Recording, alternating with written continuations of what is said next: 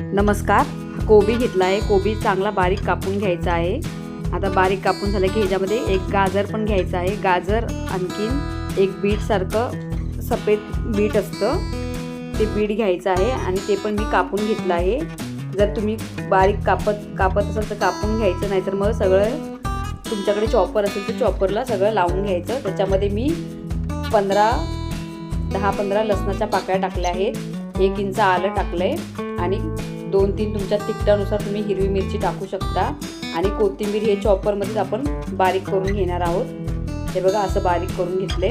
तर त्याच्यामध्ये मी हे बाजरीचं पीठ टाकते. अर्धी वाटी बाजरीचं पीठ टाकलं आहे आणि अर्धी वाटी ही बेसन पीठ टाकलं आहे.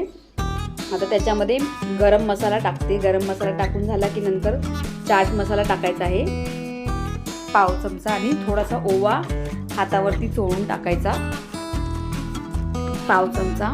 आता हे चांगलं ह्याच्यामध्ये पाणी नाही टाकायचं आहे.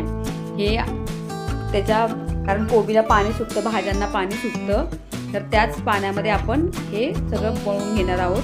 तर त्याच्यामध्ये जरा मिरची कमी वाटली म्हणून तुम्हाला जर लागत असेल तर तुम्ही मिरची पावडर टाकू शकता. मी 1 चमचा मिरची पावडर टाकली आहे आणि चवीनुसार मीठ टाकले. तुमच्या तिखटानुसार तुम्ही मिरची पावडर, लाल मसाला तुम्ही कमी जास्त करू शकता. आता हे बघा त्याच पाण्याला बघा त्याच भाज्यांच्या पाण्यामध्ये कसं हे पीठ आपलं हे मळून होतंय.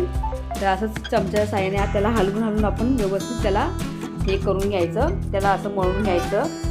आणि आता हे पॅन गरम करत ठेवलं आहे. त्याच्यामध्ये थोडंसं अर्धा चमचा तेल टाकले आणि त्याच्यात तीळ टाकलेत. आणि तीळ टाकून झालं की हे आपलं जे बॅटर बनवलं होतं भाज्यांचं ते आपण ह्याच्यावरती असं टाकून घ्यायचं. असं गोल आकार पसरून घ्यायचं चांगलं.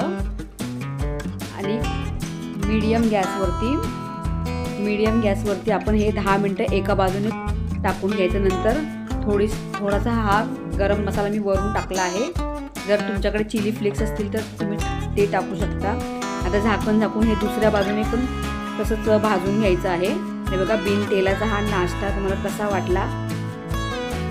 हे बघा दोन्ही बाजूने चांगलं शेकून घेतलं की असं कट मारून घ्यायचं आणि मस्त असं सँडविचसारखं सॉस बरोबर आपण मस्त खाऊ शकतो. मुलांनाही टिफिनला वगैरे देण्यासाठी खूप पौष्टिक आहे हा पदार्थ. तर तुम्हीही करून बघा. आणि जर माझ्या रेसिपी आवडत असेल तर माझ्या चॅनलला सबस्क्राईब करा, लाईक करा आणि शेअर करा.